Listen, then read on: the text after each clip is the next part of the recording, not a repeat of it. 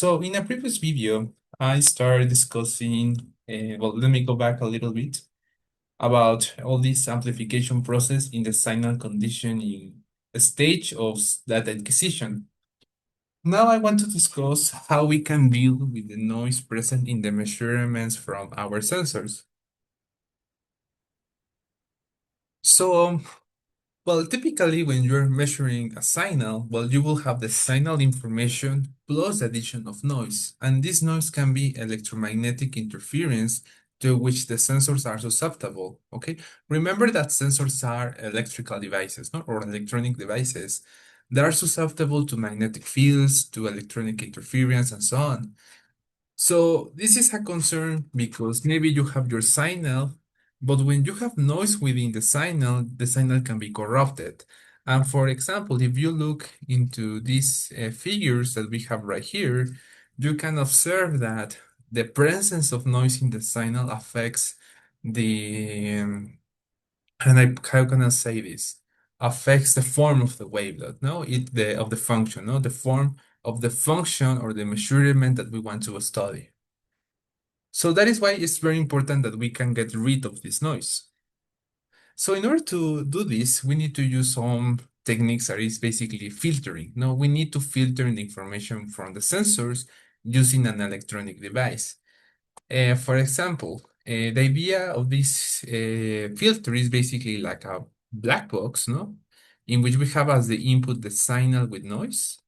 And at the output, we want to get a clean signal or the pure signal that we want to study. So how can we design this filter? No? What are the steps that we need to take into account in order to design this filter? And typically, these filters are designed in the frequency domain. Okay, we want to study the behavior of these filters in order to remove the noise that is present in certain frequency bands. Okay, because typically this noise that we can observe can be either in the low frequency region, in the high frequency region of the whole power spectrum, or maybe it's within a certain frequency range, and we want to get rid of that. So that is the idea of filtering. We want to find a black box. Essentially, it is a system that we want to design in order to remove that noise from the signal that we want to measure. Okay. So, let me continue. So in order to design these filters, we typically analyze this box that I was shown previously in the frequency domain. One of the plots that we can use to design these filters and understand their behavior is the Bode diagram or the Bode plots. The Bode plots basically consist of two graphs, and they are illustrated in this section. Here you can see that we have a Bode diagram. Basically, it relates the frequency with the magnitude. That is the relationship between the output and the input voltage. This magnitude is basically describing what is the relationship between the output voltage of our filter divided by the input voltage. Okay, in fact, this is a transfer function relationship. And both these Bode diagrams use the decibel scale in order to quantify this relationship. So if you analyze this graph that we have in this section, you can observe that for frequencies lower than 100, you have 0 decibels. This means that the output voltage is equal to the input voltage in terms of magnitude or amplitude, okay? But you can observe that for frequencies greater than 100, we have negative decibels. And this means that the relationship between the output and input voltage is as follows. This means that the output voltage is lower than the input voltage. In other words, we are attenuating the information from the input signal for certain frequency band or frequency region. Now we have this decay that we are observing in this graph, okay? So this is one of the things that we want to achieve with filtering. We want to reduce the amplitude of the noise, no? And we can do that if we know in which frequency regions that noise is present. And we can use, in fact, this is a low pass filter, no? Or this is the Bode diagram of a low pass filter, because as you can see, we are letting the signal go through the filter as it is. from this frequency region, from 1 to 100 hertz. But if the noise is present in the high frequency region of this Bode plot, we will be attenuating or we will be reducing the amplitude of the signal. Okay? So that is important, no, to understand how filters work. And there is another plot that is called the phase plot. The phase plot basically states that for every frequency, we can observe a phase difference between the output and the input voltage. No, there will be certain delay between the two waveforms. So also adding the electronic filters will introduce delay into the signal output. Okay, there will be a phase difference between them. There will not be a line in time. Okay, and we can quantify how much is that difference by using this phase plot. As you can see here, this phase plot basically describes what is that phase difference between different frequency regions. Okay, so that is the meaning of this Bode plot. Okay, basically describing how much we are attenuating the amplitude of certain frequencies present in the input signal. That is typically a voltage signal. And well, the scale of this is typical. Well, for the case of the magnitude plot, it is expressed in decibels. Okay. Well, and here I am showing you different types of filters that you can study in the frequency domain. For example, here we have a low pass filter. This means that we are allowing to pass the frequencies that are below a certain threshold. In fact, this is the threshold that is denoted by the letter FC. This is also known as the cutoff frequency of the filter. That is basically this threshold frequency in which we are allowing to pass or stop the information, or we are allowing to pass the information as it is, or we start attenuating the information above this threshold. And if we are below this threshold, it means that we are allowing to pass the information. The high pass filter is the opposite. Also, we have a cutoff frequency that is the threshold at which we are attenuating the frequencies, or are the frequencies at which we are letting the signal go as it is, no, to the next stage. So this is described by a high-pass filter. Basically, it's a filter that is filtering the low-frequency regions of the frequency spectrum of the signal. Also, you can combine a low-pass and a high-pass filter to produce a band-pass filter that, as you can see, it's basically allowing to pass the information that is contained within certain frequency range or frequency band. And finally, the notch filter is a filter that allow us to attenuate information in certain frequency region, okay? So we can specify in which frequency we want to attenuate the information specifically, okay? So these are all the type of filters or electronic filters that you can design. There are other ones, but in general terms, these are the most useful ones when you want to remove the noise present in the measurements of your sensors. Okay, so here I am showing you what is the construction of some of these filters, in particular a low pass and a high pass filter. You can design these filters by using two simple components, a resistor and a capacitor. And if you analyze the frequency response of this circuit, you will obtain the following Bode diagram that is the same as a low pass, the one for the low pass filter. But one of the crucial or important things about these filters is that you can define the cutoff frequency if you know the value of the resistor and the capacitor. In fact, you can use the formula in order to define that threshold at which you are allowing to pass or attenuate information. And that threshold is defined by this equation. You can design a priori at which frequency you want to stop allowing to pass certain frequency regions. And you can fix, for example, the value of the capacitor and solve this equation for the value of the resistance in order to know what are the values of these components that you can set or you can use in order to define the threshold that you want. And notice here that in order to produce this frequency response, well, you need to measure the voltage in the capacitor. Okay, the output voltage needs to be measured in the capacitor. For the high pass filter, we have the opposite, no? Because now we are measuring the voltage in the resistor. But you can see that the formula to defining the cutoff frequency, it is essentially the same. So that is also useful for us because we can define this threshold value by using the same formula.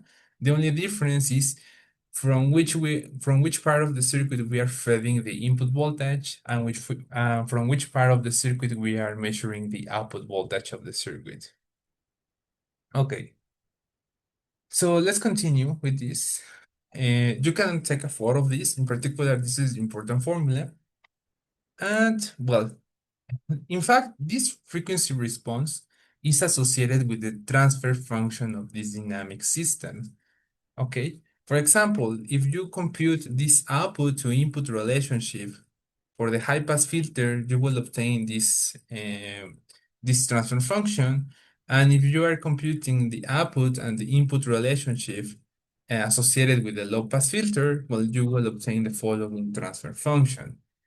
In fact, you can generate this Bode plot, okay, by remember some concepts. You know that the transfer function is obtained from the Laplace transform.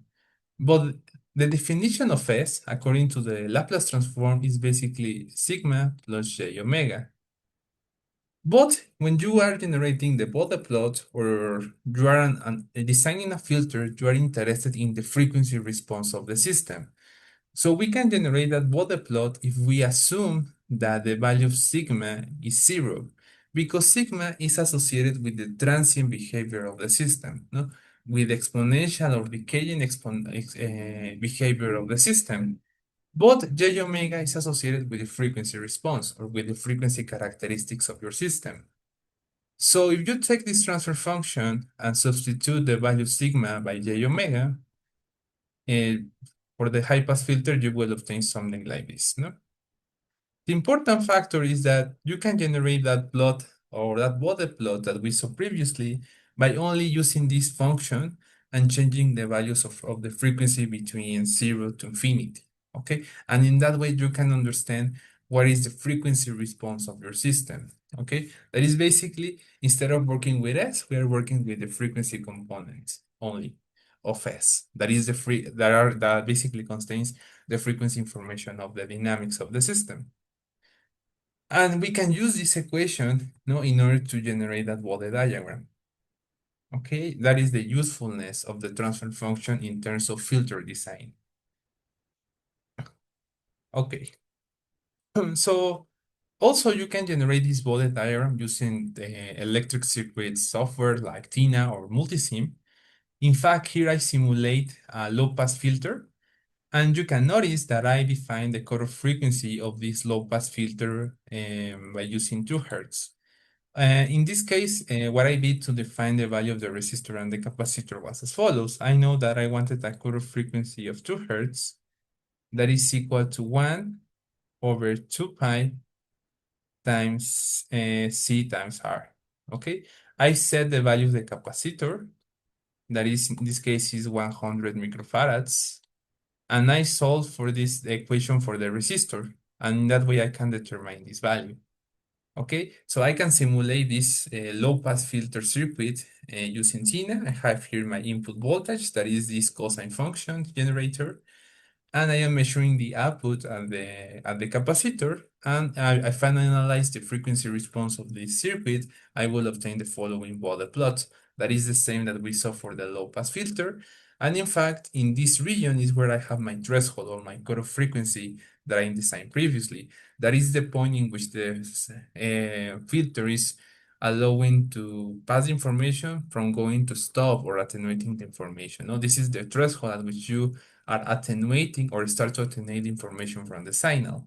And below is essentially the phase diagram that, remember, that is telling us about what is the phase difference between the output and the input voltage. Okay. So here we have the transient response of the circuit or the response of the filter along time. And here what I did was to use a sinusoidal input with a frequency of 10 Hertz, that is the yellow signal. And let's say like the brown or red signal is basically the output voltage, no? That will be this part. And you can see that since I define a cutoff frequency of 2 Hertz, I will be expecting that the that the input sinusoidals that have a frequency greater than 10 Hz are attenuated.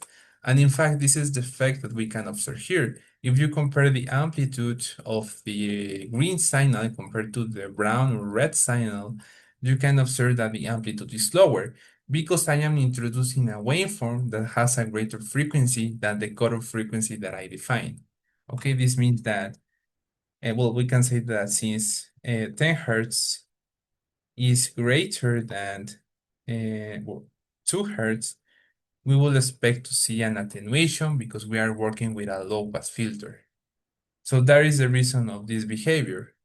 Also, if I reduce the frequency of the input sinusoidal, for example, I can use 1 Hertz, you can observe that, before that, you can observe that there is a certain phase difference between the voltage and the current. There are not, sorry, between the output voltage and the input voltage. No, they are not aligned in time.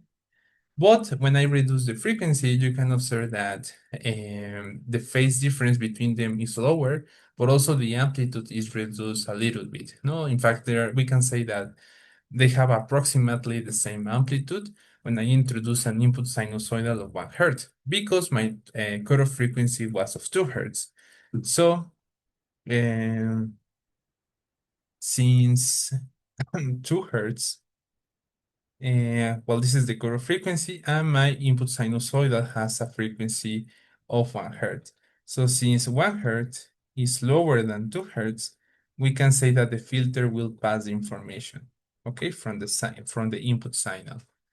And we can observe a little small phase difference between the sinusoidals, but at the end of the day, this is an effect of the filter design. Okay, we are introducing certain phase lag because we are using because of the electrical components that we are seeing here. No, the resistor in particular, sorry, the capacitor in particular is introducing this phase difference between the two waveforms. Okay. So this is some examples. Also, we can use a similar approach to simulate a high-pass filter. Here, I am defining the high-pass filter with the same cutoff frequency that we saw previously. The only difference is that now I am measuring the output voltage at the terminals of the resistor. But again, if you analyze the body plot, you can observe here that we have certain, how can I say this? We have this attenuation in the low frequency region, but since this is a high pass filter, we are not attenuating the high frequency region of the body plot. And also here we can observe the phase diagram, no? Or the phase plot of the body diagram. And you can observe that you will be expecting certain phase shifts as you move along frequency.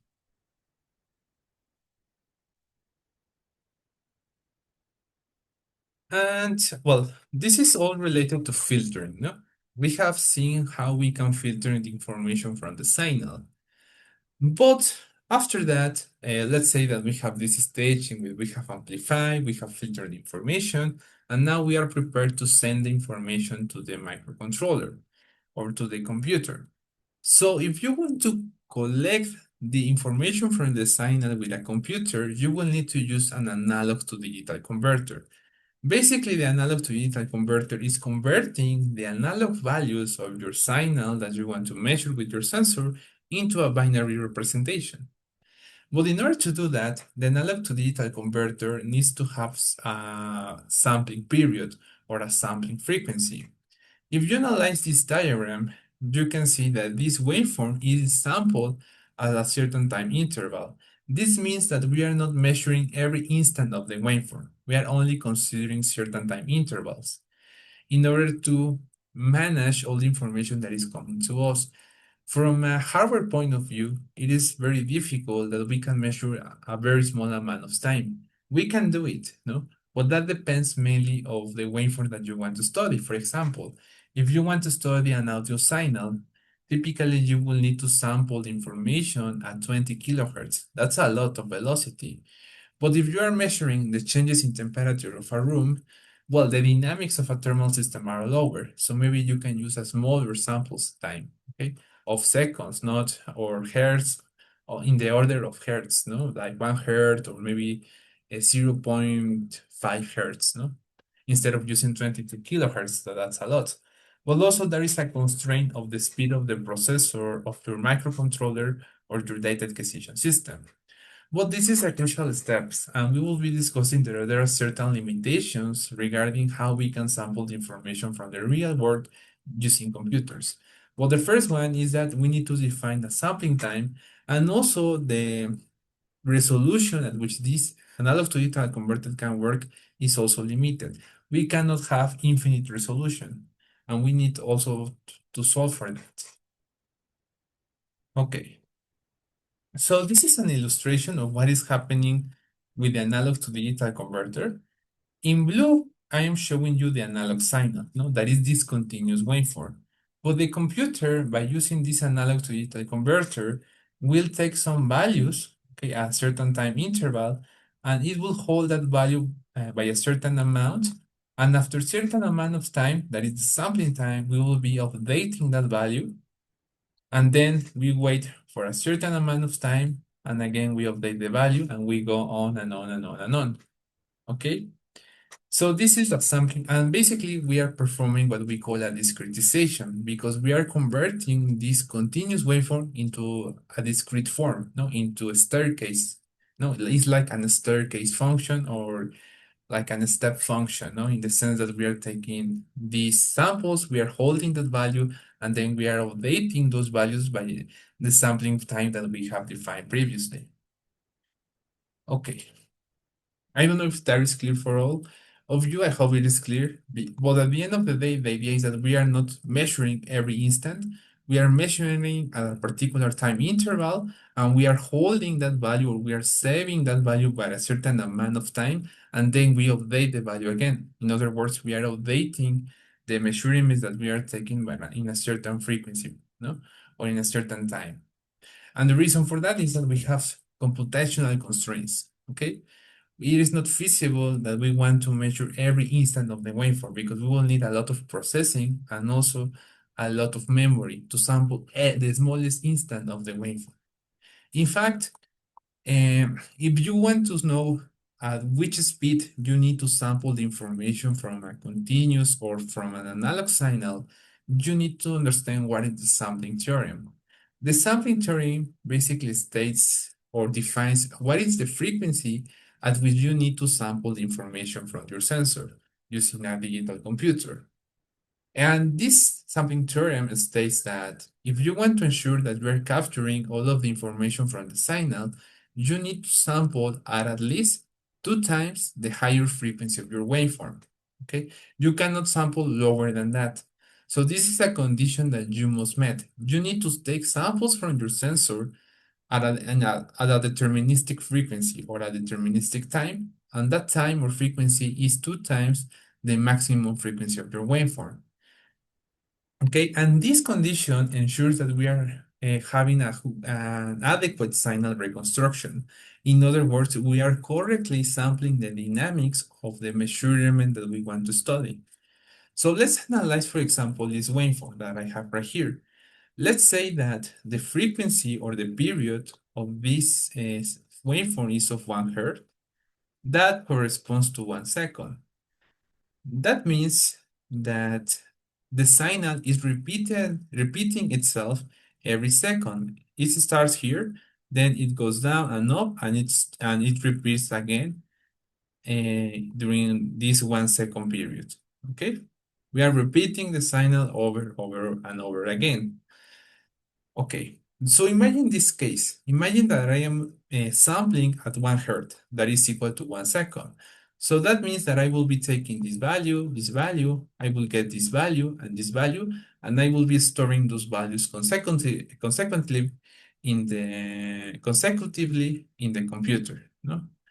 So when I plot these values, for example, using Python or MATLAB, I will have these points. And if I try to interpolate these points, I will get a line. So there is a problem because if I sample at the maximum frequency of my waveform, I will be getting these constant values that are not the real signal that I want to study. Okay, so how can you solve for this? Maybe I can sample at at the double of 1 hertz. That will be 2 hertz. Okay, that in time this will be 1/2 hertz. That is 0.5, no, in seconds. So that means that instead of sampling this point, in this point, and this point, I will be sampling as follows. Let me show you in a minute. I will be taking this point, and since I am sampling at half a second, I will be getting this point, and then this point, and then this point, and then this point, and then this point. So when I unite these points, I will get a better approximation of the behavior of the sinusoidal that I want to sample with a computer. But you can see that you will get like this triangular shape, no? That is not the best reconstruction of your waveform. So typically, as a rule of thumb, people always use as a sampling frequency 2 times, no, instead of using 2 times the maximum frequency of your waveform, you can use 10 times the maximum frequency of your sinusoidal. So that is a condition that you must meet. Okay? You need to sample. You can use this rule of thumb when you always try to sample the information because that means that you will be getting more points in your sinusoidal. Okay? You will get all of these points and you will have a better interpolation, no? Basically, we're doing some kind of interpolation, but you will get measurement with a greater resolution. Okay? Also, I do not recommend that you go higher because also remember that you will have computational constraints in terms of speed and also computational constraints in terms of memory because you will need to store more data. So this is like a rule of thumb that you can always use.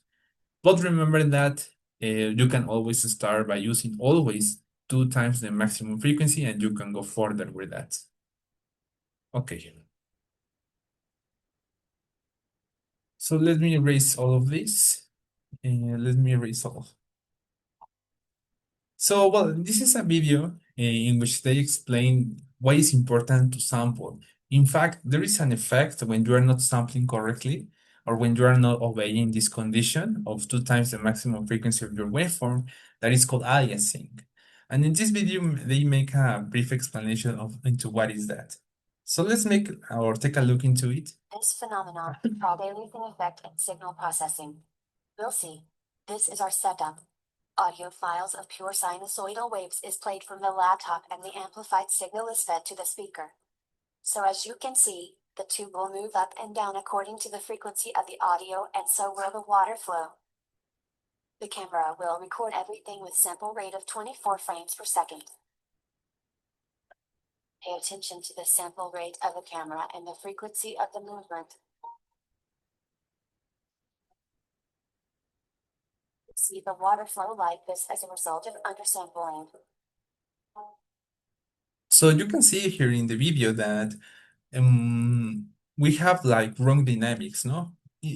From a physical point of view, we are expecting that the water goes from the tube to the ground, but there is a problem, no? And we are expecting that, no? Because that is the dynamics of the system. But when you start oscillating the tube at a certain frequency, we are changing the dynamics of the water flow.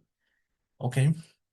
Also, when you are sampling when you are making to vibrate the water flow at 24 hertz or 23 hertz, and you are using a camera that is sampling at the same velocity, you are capturing these very strange behaviors in which maybe the water seems static, and you will see later in the video that sometimes the water goes backwards, and that is not realistic, no? And there is an effect of sampling, okay, that we are not correctly sampling that. And this effect or very strange dynamics that we are capturing is what we call the aliasing effect.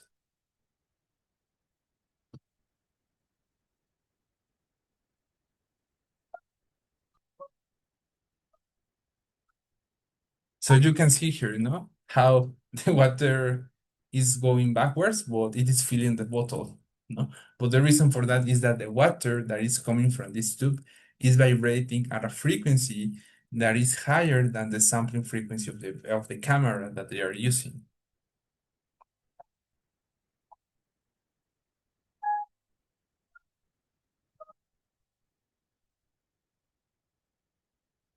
Normally, the default sampling frequency of video recording is 30 frames per second.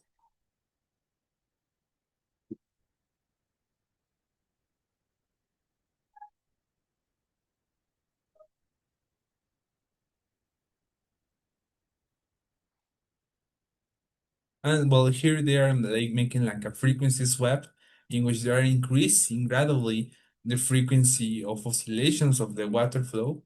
And you can see that depending on the frequency, we are changing the behavior that we are capturing. Sometimes it seems that we are going too fast, but you will see that there is a point in which maybe the water goes backwards and then it stops. No? Record something It's totally quite different interesting, no? emotional signal.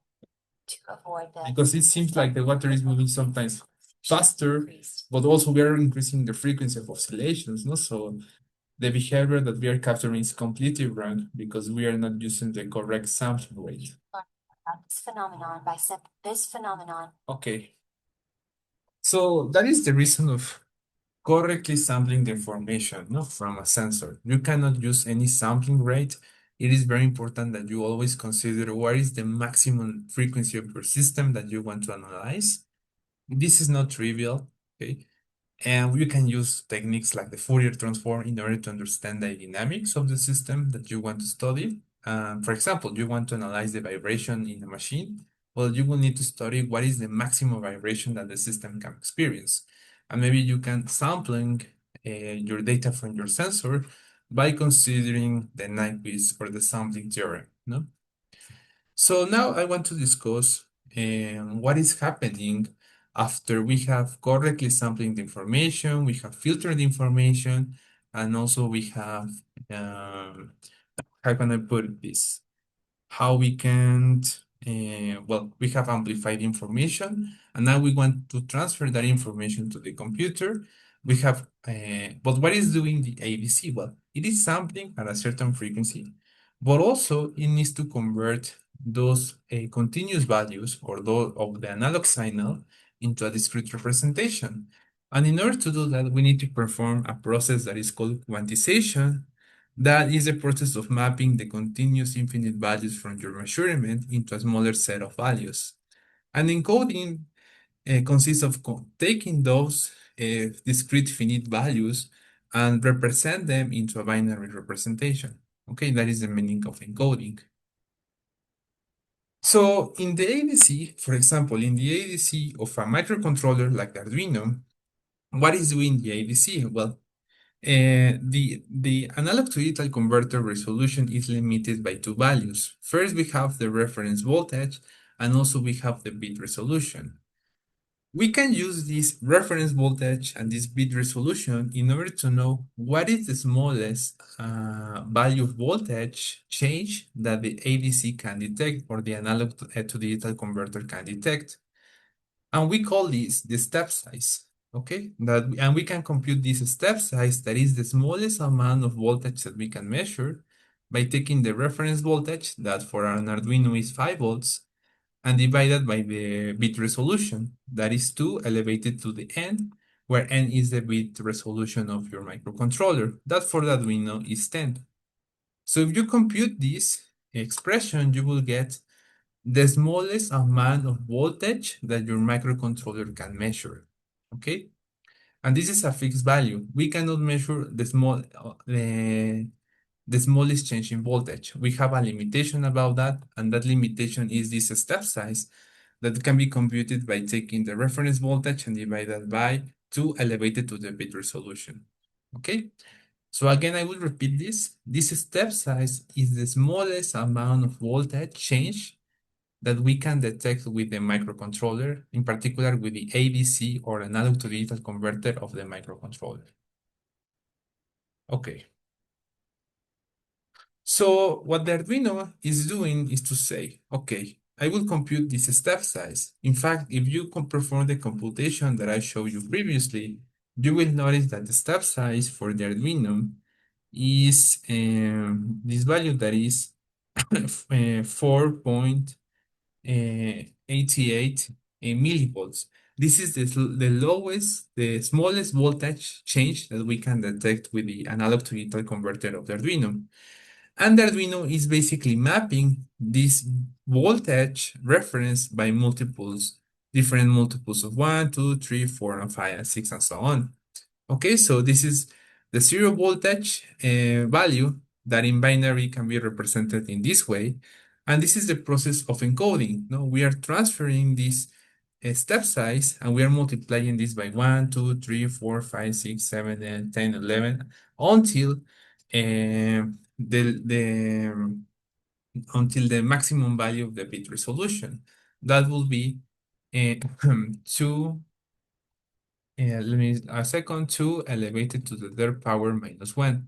This is the maximum value that we can get, no, by considering this step size.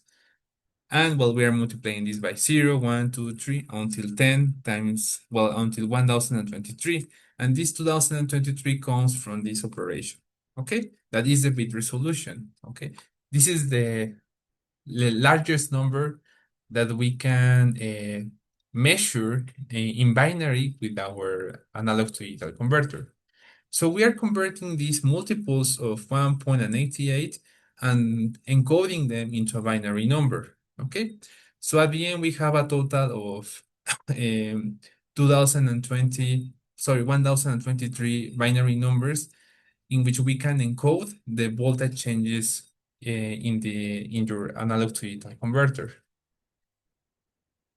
And well, this is the process of encoding. No, we are converting these multiples of the step size into a binary representation, and these binary representations are limited by the bit resolution of your analog to digital converter.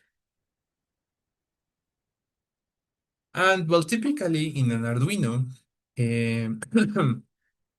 well, we have certain pins dedicated for analog to digital conversion. In particular, are pins number 0 to 5, and that are located like in this region of the board. And well, after that, well, here we have a component that connects the microcontroller with a computer, okay? So we can transfer the information from the Arduino into a computer by using different communication protocols. In general, we can classify these communication protocols between serial and parallel communication. In serial communication, we are sending the bits of information from the microcontroller one by one. Okay, we are sending first one bit, then another, then another, then another, and so on. In parallel communication, we can transfer the information at the same time in parallel. But the disadvantage here is that, well, it is much faster compared to the serial communication because you don't need to send information one by one. But in the parallel communication, you can send information in parallel, but you need more space. And the Arduino, in fact, well, tries to reduce the amount of space that we use by only using the serial communication, by only using two pins. In fact, we have a pin that is called TX that is used for transmission. That means that we are sending the information from the Arduino to a computer, for example. And the receiver is doing the opposite. We are receiving information from the computer to the Arduino, okay? And in particular, the protocol that we are using in the Arduino is called the Universal Asynchronous Receiver Transmitter. This means that we can receive and transmit information to other devices, but the messages that we're sending are not synchronized with the computer or with the other device. No, they are not synchronized in time. And maybe we can introduce certain errors in the information that we are sending. And finally, I wanted to show you that, well, the reason that we are using this Arduino is that, well, we can measure signals from the environment using this analog to digital converter. Also, we can send information to other computers or to other Arduinos by using this serial communication. But also we can control motors, no? As you can see, it's a very versatile board because we can use these pulse width modulation pins that, remember, is the waveform that we can use to control the speed of the motor if we use the H-bridge of the transistor circuit, and we can send those pulse width modulation signals or program them using these pins. Okay, and that is the whole point, how we can use these pins in order to control the speed of a motor, but also we can use sensors to also control the speed of the motor by using the sensor. Okay, so it's a very versatile board. It's not the best one. Okay, the Arduino has a lot of limitations, But at least for the projects that or for the practice, or if you want to make some simple applications, you can use this device. For other applications, you will need more, for example, more numerical resolution, a higher speed, and there is other boards. For example, I have this one that is from Texas Instruments. This is used for automotive applications. No, for example, you can find these boards, in particular, this circuit in the computers of certain cars, and it's widely used if you want to monitor or perform control strategies in real time. Okay, and this is one of it's like an Arduino bot. It's a little bit more advanced. In fact, you can program this with MATLAB. Okay, you can program these devices with MATLAB. And it's kind of fun. Well, it's a little bit tedious, but it's not too difficult. You only need certain drivers, no? Or certain toolboxes of MATLAB. So I will stop this video for now, and then I will continue in another one. See you later.